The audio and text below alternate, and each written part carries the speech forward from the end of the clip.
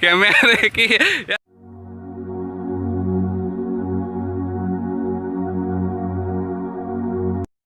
welcome back to my YouTube channel आशा কৰোঁ আপোনালোক সকলোৱে ভাল এটা নতুন ব্লগ লৈ আপোনালোকক স্বাগতম জনাইছোঁ আজি এই ব্লগটো এটা বিশেষ ব্লগ হ'ব আপোনালোকে চাই থাকিব আজি আমাৰ পথাৰত কঠীয়া সিঁচিছে তাৰে এটা ওপৰত এটা মই ভিডিঅ' বনাওঁ বুলি ভাবিলোঁ আপোনালোকে শেষলৈকে চাই থাকিব কালি এটা ইউটিউবত নতুন ভিডিঅ' আপলোড হৈছিলে দ্য ইণ্ডিয়ান বয় সেইজন আছিল আমাৰ অসমৰ প্ৰথম ৰ'ষ্টাৰ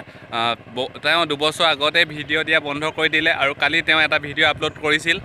আশা কৰোঁ আপোনালোকে তেওঁ ভিডিঅ'টো চাব তেওঁ যথেষ্ট ধুনীয়াভাৱে একো বেয়া শব্দ ইউজ নকৰাকৈ তেওঁ ৰ'ষ্ট কৰে সেই ৰ'ষ্টটো আপোনালোকে চাব পাৰে বহুত ধুনীয়াভাৱে তেওঁ ৰ'ষ্ট কৰে আমাৰ ভিডিঅ'টো আগবঢ়াই গৈ থাকোঁ আৰু আপোনালোকে মোৰ লগত ব্লগটো চাই গৈ থাকক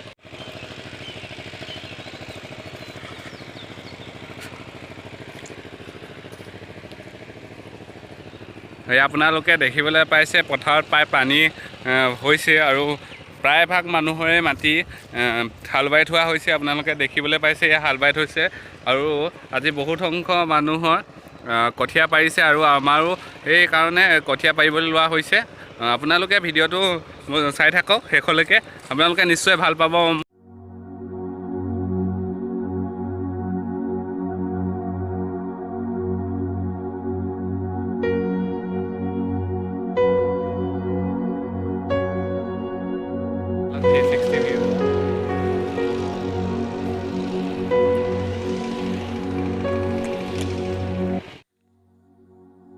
আপোনালোকে বহুতে চাগে এই সঁজুলিবিধ কি চিনি পায় আৰু কিছুমানে হয়তো এই সঁজুলিবিধ কি গম নাপায় এই সঁজুলিবিধৰ নাম হৈছে মৈ যেতিয়া কোনো এডোখৰ মাটি হাল বোৱা হয় তেতিয়া তাত থকা মাটিবোৰ উখৰা মুখৰা হৈ থাকে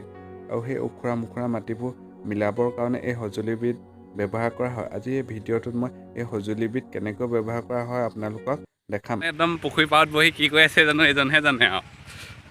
কি কৰিছে পুখুৰীত কি কৰি আছ কেমেৰা দেখি হা কি কৰি আছ পাইছ নাই মাছ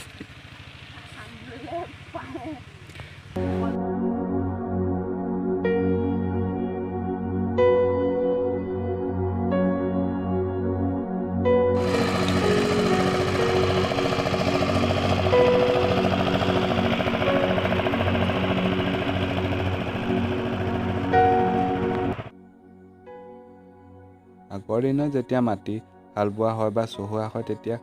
গৰু ব্যৱহাৰ কৰা হয় গৰুৱে নাঙল লৈ আগতে মাটি চহোৱা দেখা যায় কিন্তু আজিকালি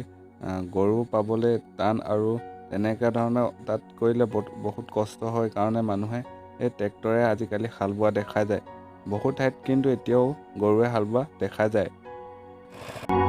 এতিয়া মই অলপ পানী হিচাপ লাগি দিওঁ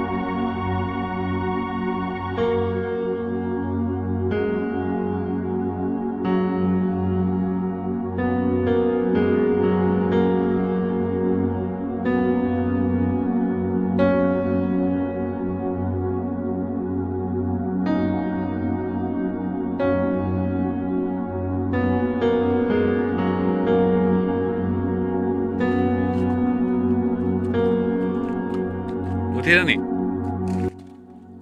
আপোনালোকে দেখিছে এনেকৈ মৈটো মাটিত থৈ যদি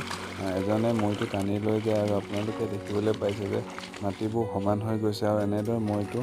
ব্যৱহাৰ কৰা হয় এতিয়া ময়ো অলপ কেনেকুৱা লাগে মৈ টানি পিনি তাকে চালোঁ মই এইবাৰ প্ৰথম মৈ টানিছোঁ আৰু যথেষ্ট কষ্ট আছে মৈ টনাত আপোনালোকে যদি কেতিয়াবা সময় সুবিধা পায় তেতিয়া এনেকুৱা ধৰণৰ কামবোৰ কৰি চাব আপোনালোকে নিশ্চয় আপোনালোকৰ ভাল লাগিব